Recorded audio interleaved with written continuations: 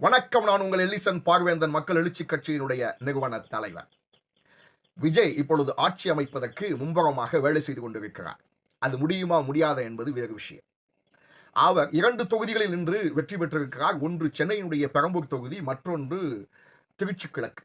இந்த திருச்சி கிழக்குல சகாயம் அவர்களை நிற்க வைக்கப் போவதாக ஒரு செய்தியை கசிய விட்டிருக்கிறார்கள் டிவிகேவினர்கள். இது உண்மையா? நாங்கள் என்ன சொல்லுகிறோம்? இது உண்மை அல்ல. இப்பொழுது ஒரு நல்ல பெயரை எடுப்பதற்காக இப்படி ஒரு பிம்பத்தை உருவாக்குகிறார்கள். ஏனென்று சொன்னால், இப்பொழுது ஆட்சி அமைக்க வேண்டியது அவசியம் மட்டுமல்ல, மக்களுடைய கண்களுக்கு முன்பாக தங்களை சிறந்தவர்களாய் காட்டிக்கொள்ள வேண்டிய நிர்பந்தமும் அவர்களுக்கு இருக்கிறது.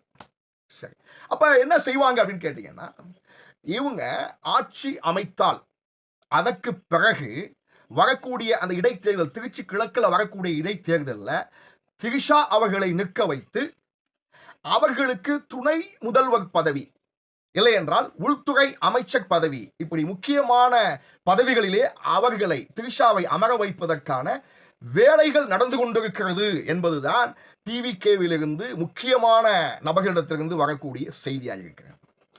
இந்த விஷயத்தை தான் தேர்தலில், அதாவது எப்படின்னு கேட்டால், அந்த தேர்தலில் அவர் வெற்றி பெற்ற அந்த தொகுதியில் இடைத்தேர்தலை கொண்டு வந்தால் திரிஷாவைத்தான் அவர்கள் அங்கு கொண்டு வரப் போகிறார்கள். சகாயத்தை கொண்டு வரப் போகிறேன் என்று சொல்லுவது பெயரளவில் தானே தவிர அது உண்மை அல்ல.